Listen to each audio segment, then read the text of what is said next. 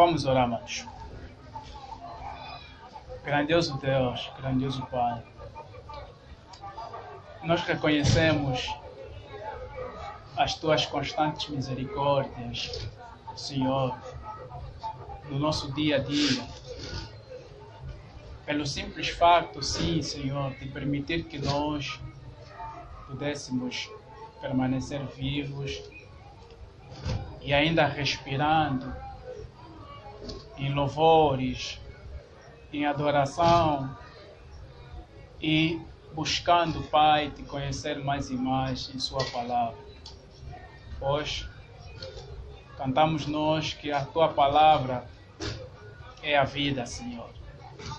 E sim, ela é a vida que nunca passa, pois ela mesma nos revela que a palavra do Senhor nunca passa. Os céus e a terra passarão, mas a palavra do Senhor permanece para todo sempre. Deus, por essa mesma palavra, venha nos levar à compreensão de que precisamos e cada vez mais nos identificar com Cristo, nos parecermos com Cristo, na medida em que atentamos pela forma com que Ele andou, pela forma com que Ele viveu, pela forma com que Ele agiu e sempre buscou nos instruir para que semelhante modo nós andássemos. Deus, a Jesus Cristo buscamos nós que se torne de uma forma abundante e possa isso ser refletido na medida em que nós amamos, na medida em que nós demonstramos misericórdia, na medida em que nós demonstramos benevolência, na medida em que nós nos tornamos benignos, na medida em que nós nos tornamos longânimos, na medida em que nós nos tornamos, Pai, pacientes. Por isso, em Tuas mãos nós entregamos, instrui-nos por essa mesma palavra que é a vida, para que nós possamos reter essa mesma vida e ela permanece por toda a eternidade. Em nome de Jesus Cristo, pedimos para que o Pai nos leve à compreensão daquilo que realmente o Senhor tem preparado para os nossos corações. Em nome de Jesus. Amém. Então, amados, bem sabeis que foi na quarta-feira em que eu comecei com uma sessão de estudo, né, juntamente com os manos, sobre a carta de 1 Tessalonicenses, e posteriormente vamos estudar, né, a carta de 2 Tessalonicenses, né, porque nelas, nas duas cartas, encontramos verdades que realmente são cruciais para a nossa vida cristã e fundamentalmente, né, em momentos como estes que nós temos vivido e que carecemos mais e mais, né, de compreensão, né, dos desígnios de Deus, dos pensamentos de Deus, da ideia do Senhor para com as nossas vidas, né? E a sua vontade, ela é que deve ser de fato observada. Na quarta-feira nós nos referimos um pouco, né, da introdução, se assim posso dizer, né, da carta de 1 Tessalonicenses. E ora aqui nós nos referimos do primeiro capítulo todo e em forma de resumo, para recapitularmos aquilo que abordamos, né, na quarta-feira, nós falamos aí, né, da autoria da carta, né, quem escreveu a carta, que está muito bem patente no primeiro versículo do capítulo 1, que é o Paulo, né, e ele faz menção, né, de Silvano e Timóteo, que são ou que foram companheiros seus durante, né, a obra de ministério aí em Tessalônica. Então, compreendemos que a autoria, né, da carta é de Paulo, indiscutivelmente, e que a carta estima-se que foi escrita no ano 50. No ano 50, vemos nós, com fundamentos bíblicos, né, tentarmos chegar a essa proximidade de ano que muito nos é oferecido, principalmente pelos teólogos, essa proximidade de ano, de que seja ano em que foi escrita essa mesma carta no ano 50, pelo simples fato de amado Lucas, em Atos 18, creio no versículo 15 ou no versículo 11, destacar, né, dos meses em que Paulo fica em Coríntios, que foram 18 meses, em que tais meses se dá, né, uma certa antecedência de fatos, né? Antes dele chegar em Coríntios, né, se deu a antecedência de muitos fatos, em que ele passa para Atenas, ele passa para Filipos, posteriormente para Tessalônica, e muito mais ele vai descendo, discorrendo toda a Macedônia, pregando o Evangelho. Então nós compreendemos isso, né, na quarta-feira, relativamente à data em que estima-se em que a carta foi escrita. E vimos também um propósito com que o amado Paulo escreve essa mesma carta, né? Que justamente nós nos referimos, que era de poder levar os santos, né, a compreenderem o verdadeiro sentido do Evangelho, né? Levar os humanos a não se inclinarem naquilo que são palavras, né, que geravam contendas no seu meio, isto é, palavras disseminadas pelos judeus, que em Atos 17, 18, nós vamos verificar essa toda a série de confusão que judeus geravam quando Paulo ia pregar numa localidade. Isto sim, judeus que se encontravam nesse círculo onde Paulo ia cada vez mais de cidade em cidade pregar, e geravam aquela confusão, né? Aqueles que criam permaneciam nos ensinos de Paulo, e aqueles que não criam geravam essa toda a confusão, né? E levando os outros a demonstrarem uma descredibilidade nos ensinos de Paulo, pelo simples fato de Paulo ter que trazer o Cristo, né? O Cristo de Deus, que fora a contradição, ou que para os judeus é tido como escândalo, né?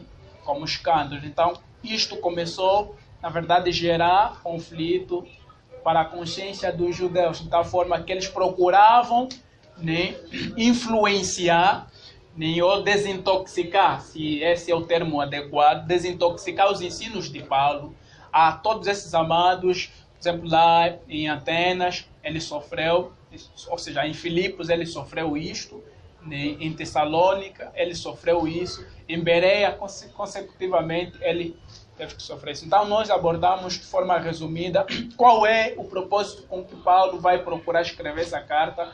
Era para incentivar os amados, né, a permanecerem em sua fé e mais serem pacientes na tribulação, e consecutivamente eles puderem perceber que a intenção do apóstolo não era de pregar o Evangelho para seu bel prazer ou para granjar glória, mas que era para que Cristo Jesus, né, se formasse neles, e eles conhecessem que por meio dele, nós agora e todos, né, todas as nações, ou em todo lugar, né, o homem, na verdade, pode e deve se salvar por meio de Jesus Cristo. Amém? Então, nós, de forma resumida, no primeiro capítulo, nós nos referimos disso. Então, nós vamos pegar, do mesmo modo, a sequência, né, deste contexto em que nos referimos no capítulo 1, porque no capítulo 1 nós vamos ver uma realidade em que Paulo vai trazer, de uma forma resumida, qual era a posição, né, em que os manos, na altura, se encontravam. Ele até estima-os, porque eles, na verdade, permaneciam ainda na obra da fé, né, no trabalho de amor, né, e na paciência, na esperança de Cristo Jesus, né, seu Senhor e Mestre. Isso já é resumido no versículo 3, vimos nós, né, na quarta-feira. Então, o versículo 3 resume praticamente o que Paulo vai discorrer em toda esta carta. Amém? Em toda esta mesma carta. E os versículos posteriores ele vai encorajando, de certa forma, e procurar também mostrar, né, o que é o Evangelho e como eles chegaram ao meio dos irmãos. E, ora, se refere também à questão da ressurreição, que estimula a esperança dos irmãos. Mas agora nós vamos analisar o versículo, ou o capítulo 2, né, o capítulo 2, que nada mais, nada menos a sequência, né, uma sequência na abordagem que Paulo traz aos irmãos. Né. Nós não vamos ler todo o capítulo, porque ele é extenso. Vamos decifrar, né, como eu disse, essa é uma exposição, e no entanto a exposição obedece o critério de explicar versículo por versículo. Né? Então nós vamos fazer isso para trazer, né, diante dos manos qual é realmente a ideia em que Paulo traz para os manos, como é que ele trata essas questões que estavam existindo no meio dos santos e, consequentemente, o que isso de fato vem, né, se traduzir na nossa vida atual. Né?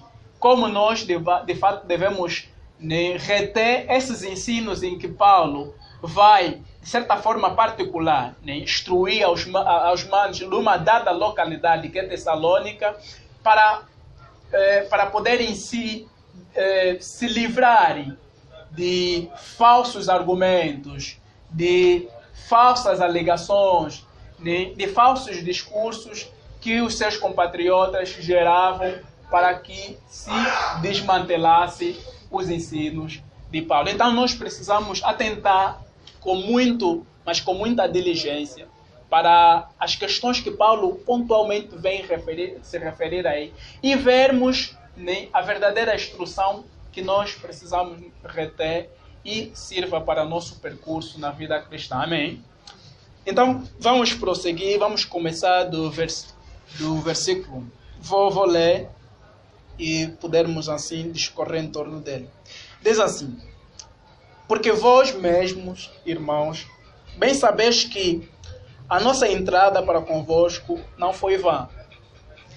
Mas havendo primeiro padecido e sido agravados em Filipos, como sabeis, tornamo-los ousados em nosso Deus, para vos falar do Evangelho de Deus com grande combate. O versículo 1, o versículo 2, praticamente é uma ideia que está ligada, né? Onde Paulo vai se referir para os manos e ele usa, né, uma terminologia bem sabeis. Né? O bem sabeis, Paulo usa no sentido de que, olha, mesmo eles dizem isso, mas vocês sabem de uma outra realidade. Né? Vocês sabem que não é assim que nós estivemos no vosso meio. Diferente do argumento que os vossos compatriotas estão a apresentar, que nós realmente projetamos ou levamos no nosso meio. Então Paulo está a trazer uma ideia de modo a mostrar aos santos que eles próprios também estão conscientes da realidade em que o apóstolo e acompanhado de Silas e Timóteo viveram aí. Como eles de fato entraram, chegaram, né, dentre os manos, e qual foi de fato a luta que eles enfrentaram para assim o Evangelho se instalar dentre os manos e os manos pudessem de fato compreendê-lo. Amém?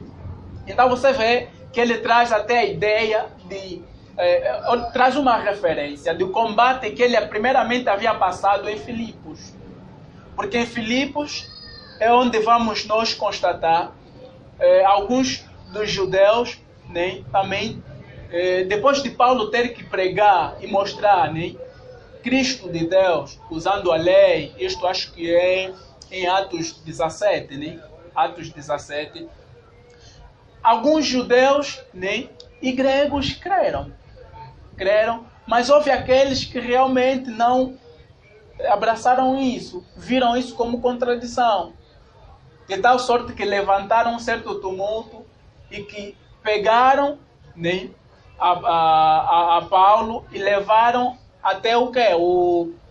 até as autoridades. As autoridades, para mostrarem que não, estes estão de fato a trazer ensinamentos que nós realmente, né, não alegamos assim. Eles estão a mostrar, né, coisas que contrariam as nossas crenças. Né, contrariam as nossas crenças. Então, Paulo faz questão de mencionar isso, que essa mesma luta, né, eles vêm encarregar, não obstante deles terem passado por essa mesma luta, mas eles com grande ousadia chegaram a Tessalônica, ainda assim pregaram o Evangelho de Deus. Buscaram mostrar aos santos, né, a maneira com que eles devessem realmente andar. Lógico, né, que eles ainda não haviam sido santos, né, quando eles chegam. Só depois deles crerem se tornam, né, santos. Então, Paulo, depois de receber as informações, né, que ele foi passado pelo Silvano e Timóteo. Quando falo de Silvano é Silas, mano. Silas. Receber essas informações, então ele procura encorajar os manos, né, nesse sentido. E aqui em frente nós vamos ver por que dessa preocupação de Paulo em poder instruir os manos nesse mesmo sentido. E só nessa passagem nós estamos a começar a perceber o cuidado que o apóstolo busca trazer, né, para livrar os manos de algum entendimento que possivelmente alguns tenham ganho, né, de que não, verdadeiramente esses mesmos são falsos. Então no versículo 3, né, ele continua: porque a nossa exortação não foi com engano. Preste atenção, ele agora está a trazer a ideia fundamental que nós podemos até aqui supor que já existia na mente de alguns manos e que estava a gerar confusão, né, de muitos manos. Então, a necessidade dessa carta é para poder desmantelar essa consciência, ou seja, desfazer essa consciência, né, porque pode-se depreender que alguns já tinham, né, já os tinham como sendo enganadores por aquele tumulto. Então prossegue, né? Porque a nossa exortação não foi com engano, nem com imundícia, nem com fraudulência, mas como fomos aprovados de Deus para que o Evangelho nos fosse confiado, assim falamos, não para agradar aos homens, mas a Deus que prova os nossos corações. Porque como bem sabeis, outra vez, o bem sabeis, sempre para encorajar os manos, olha, vocês sabem disso. Não estamos a falar de uma realidade em que vocês não estão a par. É de uma realidade em que vocês constataram, viram com os vossos próprios olhos e bem sabem como nós andamos entre vós. Porque, como bem sabeis, nunca usamos de palavras lisonjeiras, nem houve um pretexto de avareza. Deus é testemunha. E não buscamos glória dos homens, nem de vós, nem de outros, ainda que podíamos, como apóstolos, né, de Cristo, ser-vos pesados. Antes fomos brandos entre vós, como a ama que cria seus filhos. Você consegue notar uma certa realidade aqui, né? E eu penso muito, mas muito patente, e eu quero de fato levar os manos e muito mais aqueles que têm ministrado, né, as localidades. Temos aqui o amado Léo e muito mais dos irmãos, sim, que têm esse desejo de poder servir, né, aos santos, porque esta carta, de certa forma, vem fazer uma reflexão, ou seja, vem trazer a ideia, né, para nós de como um certo ministro do Senhor, né, venha, de certa forma, proceder.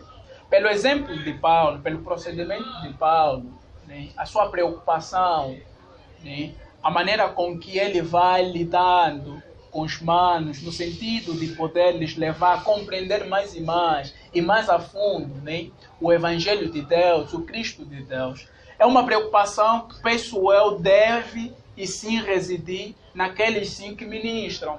Porque aqueles que ministram devem ter a preocupação pelas ovelhas que têm ministrado, pelas ovelhas que cuidam. Então essa preocupação tem que existir para um servo de Deus. Para aquele tanto que deseja servir aos santos. Porque, na verdade, alguém servir a igreja de Deus não pode o fazer sem amor. Amém? Sem amor. Porque o que é que vai acontecer? Ele não está fazendo nem pela compreensão profunda do amor que deve ele, de uma forma abundante, demonstrar aos humanos. Ele vai acabar fazer isso, né? Como que, sei lá, isso não me interessa, né?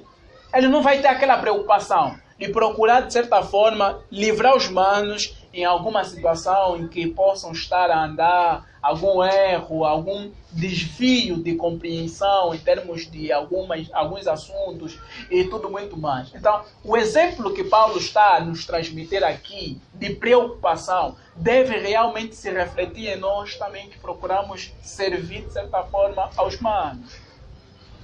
Porque isto, de fato, é de extrema importância. Para um certo ministro de Deus, deve sim ter esta preocupação pelas ovelhas que cuida.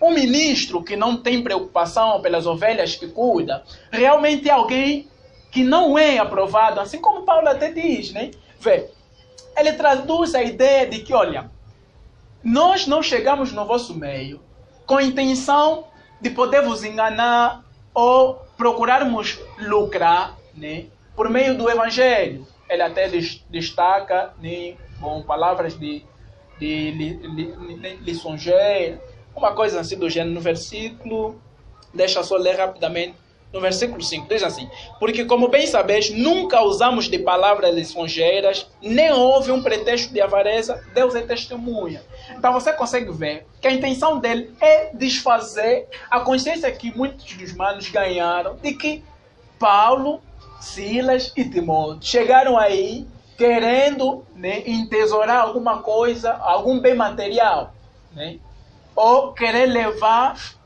né, pela credibilidade que os manos aí pudessem dar, ganhar de certa forma algum valor, né, se enriquecerem. Mas o apóstolo procura desfazer, desintoxicar essa ideia, porque muitos dos judeus e mesmo patriotas de Tessalônica, que estavam mesmo dentre os manos, estavam a gerar essas ideias.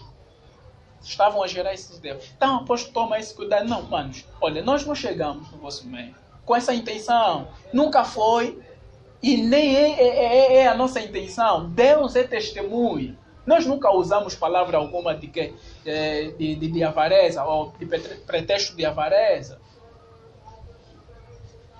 Para com isso dizer que não, nós estivemos no vosso meio com a intenção de nos enriquecermos ou nos apoderarmos dos vossos bens.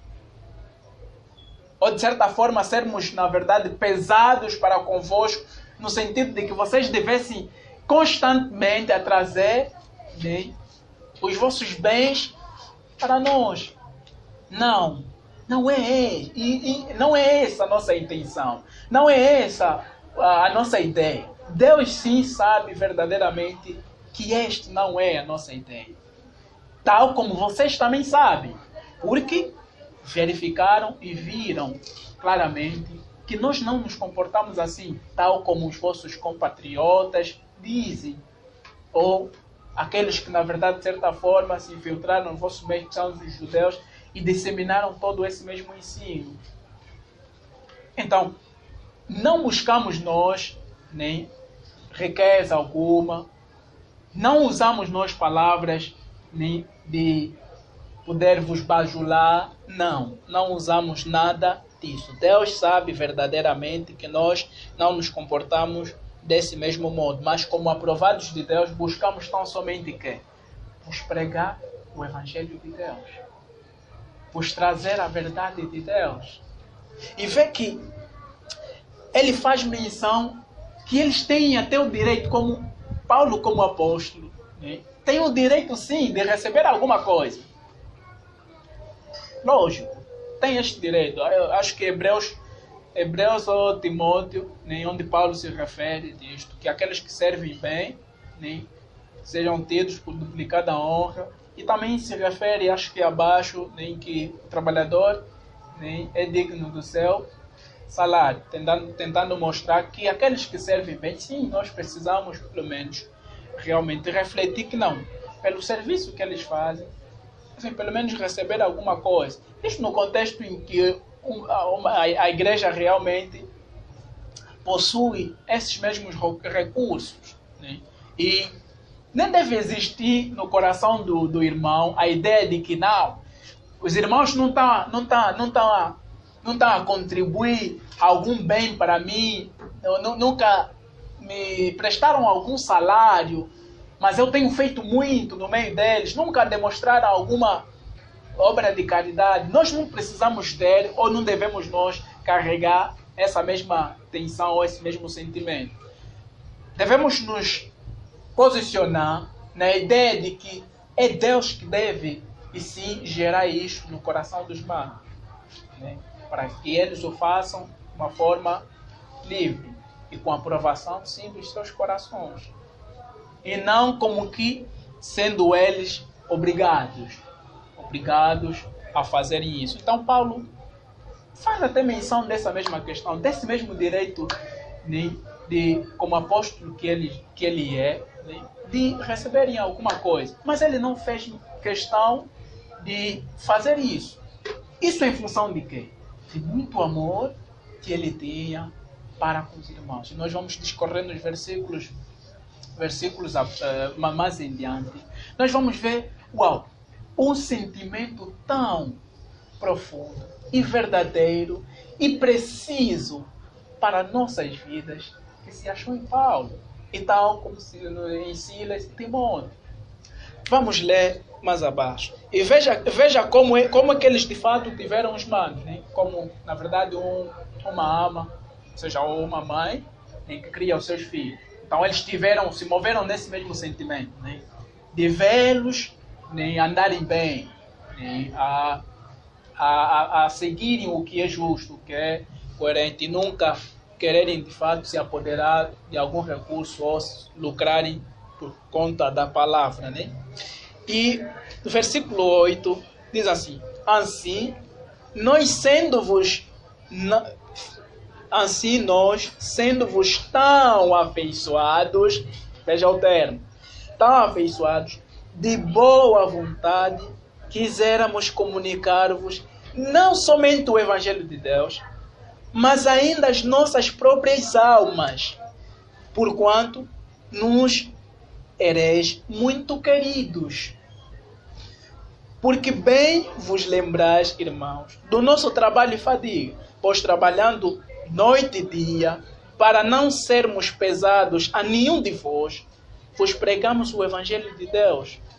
Vós e Deus sois testemunhas de quão santa, justa, irrepreensível nos ouvemos para convosco os que crestes, assim como bem sabeis de que modo vos exortávamos e consolávamos a cada um de vós como pai a seus filhos, para que vos conduzisseis dignamente para com Deus que vos chamas para o seu reino de glória.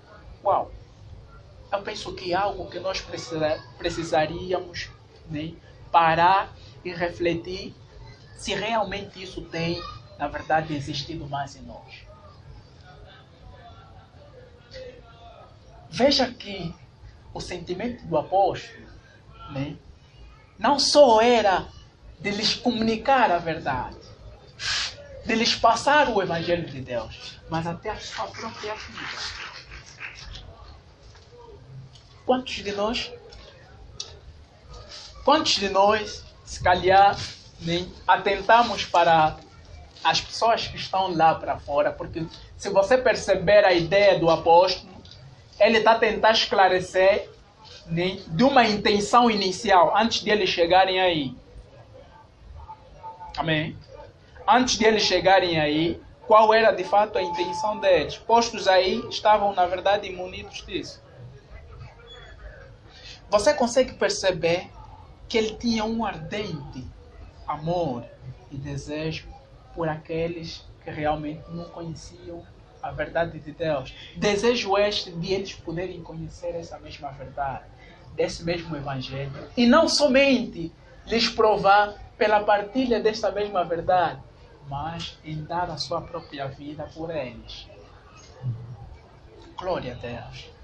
Nós temos uma estrondosa exortação aqui. E muito mais para nós que servimos. A igreja do Senhor Jesus Cristo precisa-se nascer isso em nossos interiores. Precisa-se nascer isto em nosso interior. Porque se nós não nos movêssemos na base do amor, nós vamos fazer mal à obra do Senhor e vamos ganhar frustração. Quando não compreendemos que realmente os irmãos, na verdade, nos são de extrema importância, de extrema relevância, a eles nós precisamos e devemos comunicar as nossas vidas e aquilo que nós temos recebido do Senhor, procurar salvaguardá-los quando estão prestes a cair, quando estão prestes a tropeçar, quando estão prestes a se desviarem, buscar se inteirar cada vez mais pelo o procedimento espiritual dos irmãos, das irmãs, de como, na verdade, as ovelhas têm andado. Vê que o desejo do apóstolo é este.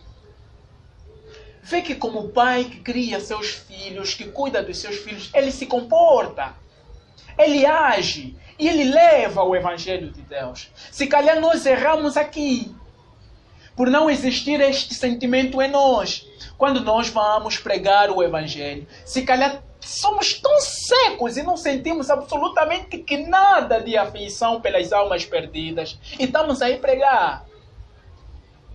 Não, irmão, não estou a dizer que você não deve pregar, mas eu estou a dizer, irmão, veja como você tem atentado para as pessoas que se perdem.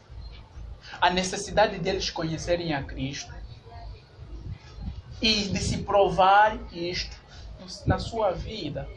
Você que lhes prega o Evangelho, você que lhes leva a essa mesma verdade. Porque para isso o Senhor Jesus Cristo fez questão de realçar a bem-aventurança, né, daqueles que na verdade padecem, sofrem por causa do Evangelho. É justamente por isso. Então, está aqui uma exortação tão profunda. E precisamos nos rever nisso. E isto deixou, e devo crer, que isto deixou conscientes humanos a ouvirem esta mesma verdade. Ao perceberem a intenção do apóstolo. Né? Ao lerem esta mesma carta, isto consolou mais os seus corações e levou-lhes mais e mais a se entregarem ao Senhor Jesus Cristo, por compreender que este é o homem como nós, mas vede como ele de fato age e se comporta quanto às coisas do Senhor e como ele cuida da casa do Senhor. Você consegue perceber essa mesma ideia, amado? Quando você simplesmente lê. Você não precisa fazer exegese ou hermenêutica nesse mesmo texto. O texto somente já te diz essas coisas. Você não precisa ir no grego, aramaico, não. Você só precisa se concentrar no texto e ver o que o texto de fato está a dizer para ti. É isto. Precisamos, na verdade, nem desta mesma verdade em nós. Precisamos dessa verdade em nós. Prosseguindo, verso 13. Pelo que também damos, e ele entra realmente em uma outra, né, em uma outra gaveta, não sei se diria, um outro lado, né?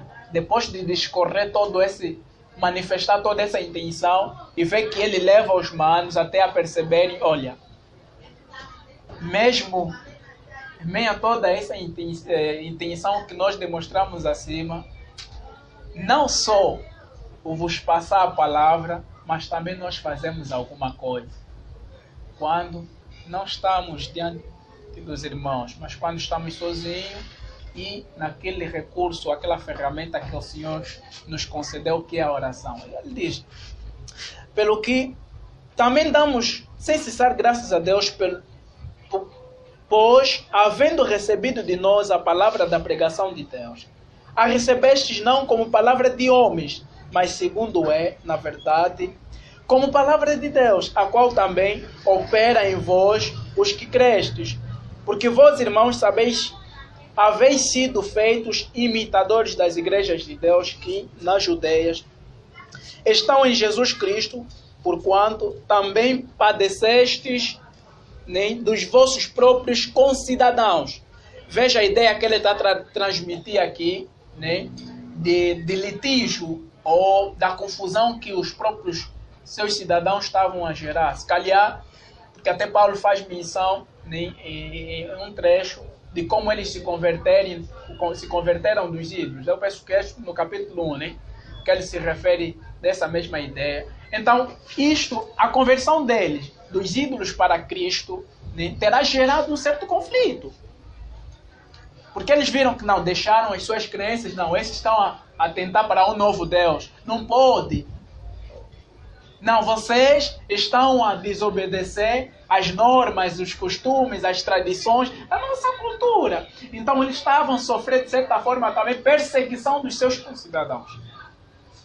Então Paulo faz questão de consolar os irmãos, exortar os irmãos e trazer a consciência dos irmãos. Olha, é tão belo quando nós também percebemos que vocês, tendo recebido a palavra da pregação, né, em que nós trouxemos para convosco os que crescem, vocês tomaram essa mesma palavra, não como palavra de homem, mas como palavra vinda de Deus. E vocês abraçaram essa palavra de tal sorte que as adversidades, os confrontos que vinham dos vossos cidadãos, né, dos vossos concidadãos, dos vossos, né, irmãos nacionalistas, não vos afetou de alguma forma, porque vocês estavam conscientes de que este é a verdade de Deus, de que este é o caminho certo, de que este é o caminho justo. Eles davam graça por isso. E usando esse argumento, vai deixar consciente cada vez mais os irmãos, né? Olha, vocês até pelo vosso porte testificam mesmo que a nossa, né, presença no meio de vós não foi vã, né? E que não foi mesmo com essa intenção, porque vocês próprios até demonstram uma tal afeição pela palavra de Deus, né, pelo Cristo de Deus, que, glória a Deus, somente nos resta dar graças a Deus, né? Então, precisamos gerar isso nos corações das ovelhas de ser filhos. Disseminar a palavra do Senhor, a fim de que eles, conscientes dessa mesma verdade e sabendo as recomendações que essa mesma verdade traz para eles, eles amam, abraçam, entesouram e vivam isto.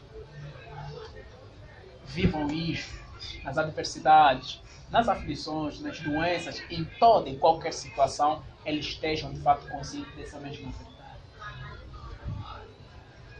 Este é o Evangelho de Deus.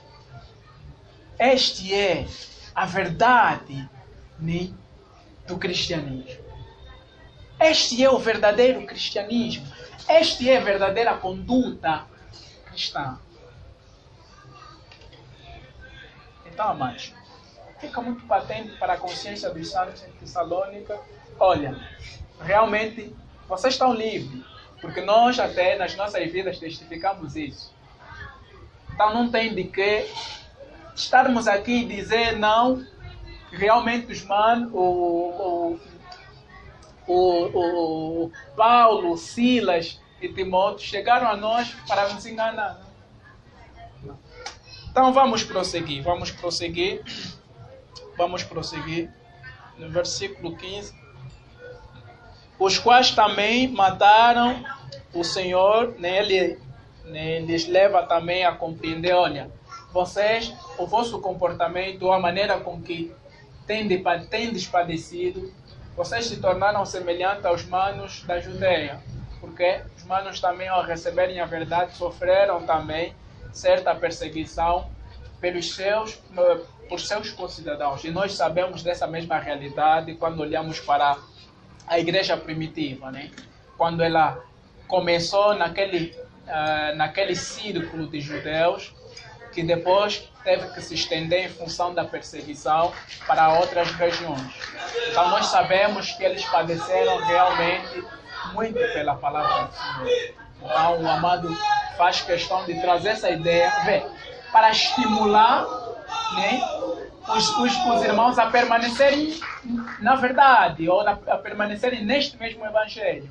Semelhante modo, nós precisamos buscar estimular os nossos irmãos, né, mediante alguma realidade em que eles estivessem a passar.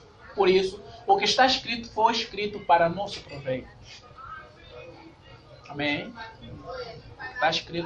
Fora escrito para o nosso proveito, e você vai constatar muita realidade quando também Pedro faz essa questão na carta que leva o seu nome. Também vai se referindo sobre essa questão de perseguição para, de certa forma, estimular o coração dos manos, né? A fim de abundarem e permanecerem no amor de Deus, em buscar o Cristo de Deus e fortalecerem mais e mais a sua fé. Então ele traz essa ideia, né, no sentido de poder consolar, né, e exortar os manos para continuarem, né, na obra da sua fé. Sempre ligado na obra da sua fé, versículo 3 do capítulo 1. Né? Então você consegue perceber a ideia do apóstolo. Os quais também mataram o Senhor Jesus e os seus próprios profetas, e nos têm perseguido, e não agradam a Deus, e são contrários a todos os homens. E nos impedem de pregar aos gentios as palavras da salvação, a fim de encherem sempre a medida dos seus pecados, mas a ira de Deus caiu sobre eles até ao fim. Triste realidade, né? Triste realidade, porque é isto que eles, na verdade, esperavam, os judeus, pela conduta que realmente demonstravam. Agora, no versículo 17, ele manifesta de uma forma clara sua preocupação. 17 em diante. Nós, porém, irmãos, sendo privados de vós por um momento de tempo de vista, mas não do coração, amor, sempre temos ligação convosco, sempre mantemos preocupação para convosco. Então, esta ligação do coração, que não é separada em função de alguma, ou não é separado por nenhuma fronteira, por nenhum homem, por nenhuma perseguição, não. O coração, realmente, no coração nós entesouramos esses bens. Nem do coração, tanto mais procuramos com grande desejo ver o vosso rosto. Uau! Pelo que também quisemos uma e outra vez ir ter convosco, pelo menos eu, Paulo, mas Satanás não o impediu. Porque qual é a nossa esperança e gozo? Ou gozo, ou coroa de glória, ou coroa de glória. Porventura não sois vós, também diante do nosso Senhor Jesus Cristo na sua vida. Na verdade, vós sois a nossa glória e gozo. Aleluia. Glória a Deus. Então, você consegue notar a preocupação do apóstolo, né, para com os manos, e por que ele procura consolá-los, exortá-los nesse sentido e desestruturar todo o pensamento, né, faccioso e enganoso que estava a ser, né, semeado pelos judeus e tanto, né, pelos seus compatriotas que realmente traziam uma certa contradição ou contrariedade e perseguição. Então você consegue ver essa ideia. E, claro, há um texto aqui que, penso eu, para alguns que realmente têm feito essa questão de se referir versículo por versículo, acabam dizendo que esse seja também um dos textos que consta na dificuldade de interpretação, né? quando ele fala do impedimento de Satanás. Então, a questão que fica, mas como Satanás impediu? Como Satanás chega a impedir um servo de Deus? Não, não pode. Satanás não tem domínio sobre ele. Ele tem estado sob o domínio, o controle do Senhor Jesus Cristo. É simples a ideia. Quando nós estudamos uma carta e pegamos o contexto, isso nos ajuda bastante a compreendermos e entendermos determinadas palavras que acabam sendo codificadas. Nada mais, nada menos, né, que o autor faz aqui. A ideia não é Satanás, né, impedi-lo fisicamente, ou uma força maligna e pronto, uma coisa estrondosa teve que surgir diante de Paulo e o impediu. Mas nada mais, nada menos que a ideia que se transmite lá em Atos 18. Em Atos 18 nos é realçado que Paulo, depois de ser expulso, porque ele foi expulso em Tessalônica, eles descem até o mar, porque orientam-lhe para descer até o mar, né? Acho que era a intenção de pegar o navio e se embarcar noutra região, né? O Silas e Timóteo daí decidem ficar para poder mais e mais acompanharem os manos e assim poderem fornecer uma informação muito mais, né, completa ao apóstolo, do que ele havia sido impedido, né? Vê que Paulo é que estava em frente, né, nessa questão de partilha, de exortação. E quando ele esteve mesmo nessa sinagoga, foi Paulo quem falou e daí foi de fato expulso por aquele tumulto, né? Expulso por isso. Então, vê que se levantou uma determinada força de homens, né, para impedir com que Paulo pudesse frequentar novamente aí. Então você consegue ver a ideia de impedimento que Paulo traduz aqui, de que Satanás o impediu. Era, né, a questão do tumulto que surgiu por parte dos judeus, ou que foi gerado por parte dos judeus e seus concidadãos, e que por isso Paulo não teria que realmente se fazer presente. Se calhar, nós podemos aqui até chegar a compreender que havia, se calhar, umas promessas de ser morto, né? Ou de ser, né, preendido. Então, por essa razão, Paulo desce até ao mar, pega o navio, se embarca até Atenas. Atenas é onde ele fica e começa a pregar o evangelho naquele templo de Deus desconhecido, né? Aí nos relata que é o Atos. Então você consegue perceber que enquanto ele espera os manos que ficaram aí, porque eles estavam revoltados somente com Paulo, né? Então ele decidiu ficar aí e desse modo ele manifesta que tem sim desejo de ver os manos, mas essa toda a força que foi levantado pelos homens o impedia que se fizesse presente. Então, nada mais, nada menos, Paulo usa um termo aqui, Satanás o impediu como uma força maligna, né? Porque, lógico, a intenção daqueles homens é maligna. Então, ele incorpora Satanás o impediu na ação que aqueles homens praticaram, no sentido de ele não se fazer mais presente aí. E você assim entende o texto sem menor e maior complexidade. Então você não precisaria ir exegese, hermenêutica, grego. Apenas o contexto nos favorece, né, a compreensão de algum texto. Então, por aqui nós realmente compreendemos quais reais instruções que este mesmo capítulo 2, né, nos transmite, nos traz. E nós conseguimos compreender a preocupação do apóstolo. E assim como nós desejamos e somos, né, servos do Deus vivo e servimos aos nossos irmãos, precisamos demonstrar essa preocupação. Eu penso que o amor é o que se resume muito mais em todos esses mesmos trechos, dentro do apóstolo ou dentro dos manos, né? Tiveram essa mesma caridade, esse mesmo amor, e isto é o que lhes moveu aí.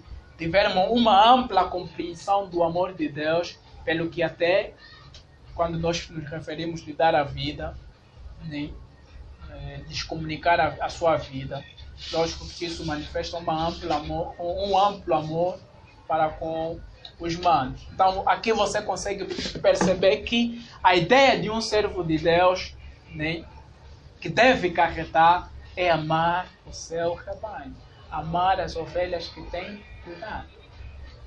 E desse amor teremos um servo de Deus que tem que estar inteiramente preocupado e cada vez mais procura saber como é que o seu rebanho anda, qual é o estado do seu rebanho, qual é a ovelha que está quase a se desgarrar, né? E aquelas que de fato se encontram em enfraquecimento, e assim sucessivamente ele procura melhorar. Assim como Paulo fez, escrevendo essa carta para melhorar, ou seja, para ajudar, né, os manos lá na compreensão perfeita daquilo que é o amor de Deus, daquilo que é o Evangelho de Deus. Amém? Então, para a exposição, nós terminamos aqui. Abro a ala para questões, né? Alguma questão que se levantar, e assim esclarecermos. De acordo ao capítulo 2, justamente a menção da exposição. Eu queria que o nosso amado irmão explicasse uma questão importante.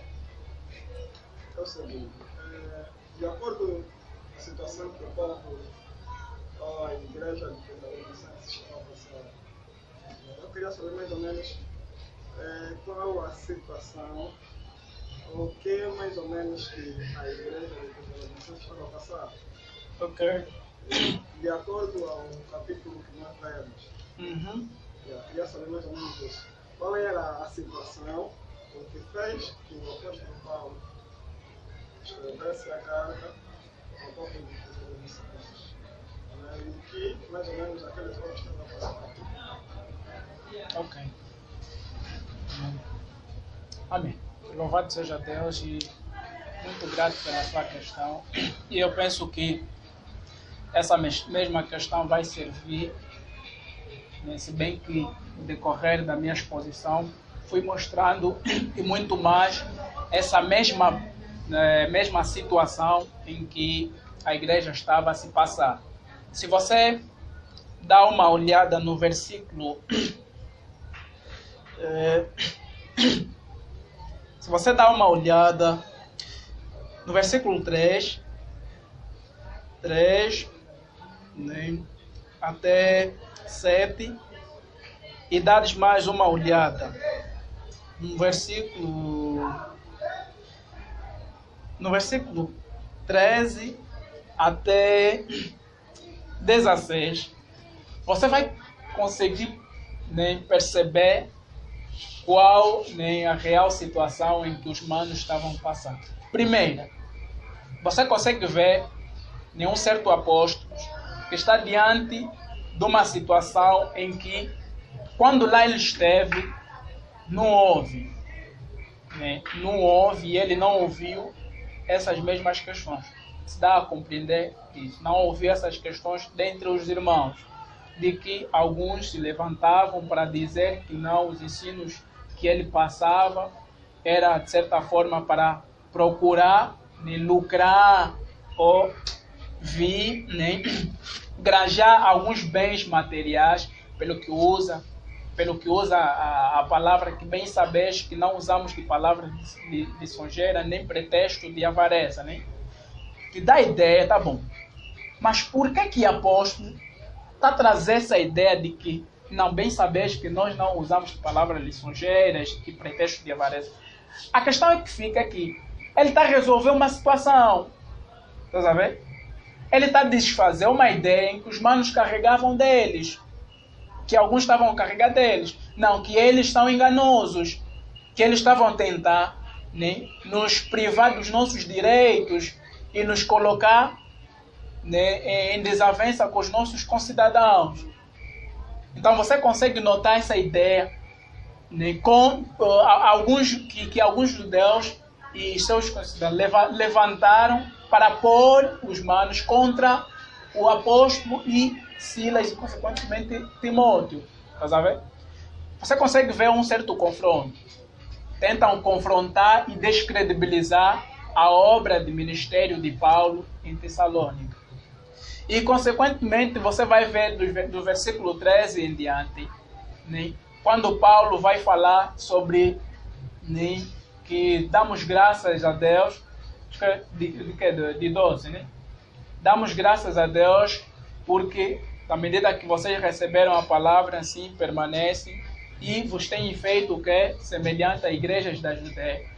Você consegue ver que Paulo já está a trazer uma realidade em que os manos também estavam a viver. Qual realidade? Os manos estavam numa situação em que estavam a ser, de certa forma, perseguidos pelos seus concidadãos, em função da verdade que abraçaram, que é contrário aos seus ensinos de deuses de ídolos. Está a ver? Ele está a buscar desfazer, né, ou seja, está a buscar consolar os manos na situação em que estavam a sofrer de perseguição por seus irmãos da mesma cidade ou nacionalidade. Para com isso dizer, olha, permaneçam mesmo nesse sentido, nesse caminho. Porque o que está vos acontecer também não aconteceu somente a vós, mas também aos manos da Judéia. Como que trazendo, olha, onde começou, né, a obra de Cristo, também ocorreu isso. Amém? No entanto, não hesitem em abandonarem a fé, mas permaneçam a mostrar a obra da vossa fé. Né? E na paciência da vinda do nosso Senhor Jesus Cristo. Isso é bom. Então você consegue notar essa ideia. Se bem que ao decorrer da nossa exposição, no capítulo em que nós poderemos também entrar, terá também algumas questões que vão ajudar, né, no entendimento de qual real situação que os manos estavam passando. Porque eles estavam passando por vários assuntos aí, várias confusões. E, como eu até falei ontem, de forma a resumir os capítulos, você vai ver, mas quando vamos nos concentrar no capítulo 4, a ideia de apóstolo tomar cuidado em destruir alguns assuntos que, de semelhante forma, os judeus também estavam a trazer de uma forma errada. Então, esse é...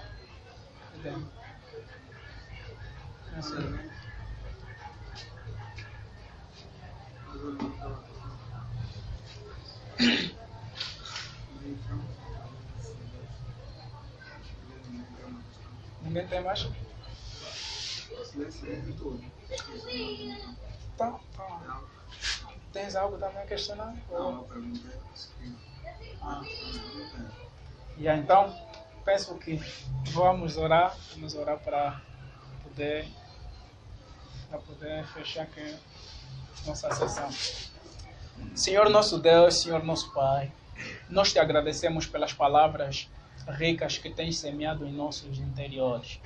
E ora, aqui nós ouvimos mais uma vez, Pai, a tua instrução relativamente a uma realidade que manos da igreja primitiva viviam, e tal realidade de fato não foge da nossa, e para isso nós tiramos instruções para que, assim como eles tiveram cuidado de permanecerem fiéis e demonstrarem mais e mais a obra da sua fé, assim nós possamos caminhar e nos cuidarmos. Pai, consideramos nós que somente o Teu Espírito pode fazer com que essas mesmas verdades sejam realidade em nossos interiores e que nós primamos, abracemos essas mesmas verdades nos nossos dias a dia.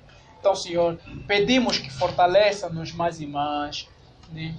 Dê-nos mais e mais de amor, a compreensão mais aprofundada de amor. Sim, Deus, leve-nos cada vez mais a nos chegarmos diante de Ti para ganharmos essa mesma compreensão. Porque cremos nós que quando quando a tua palavra se refere primeiramente a amar a Deus de todo o teu coração, de toda a tua alma, com todo o teu entendimento, compreendemos nós que é o amor realmente que flui abundantemente para com o Senhor e, consequentemente, nós haveremos de demonstrar tal amor aos nossos próximos. Por isso, Senhor, tudo nós te pedimos e agradecemos em nome de Jesus. Amém.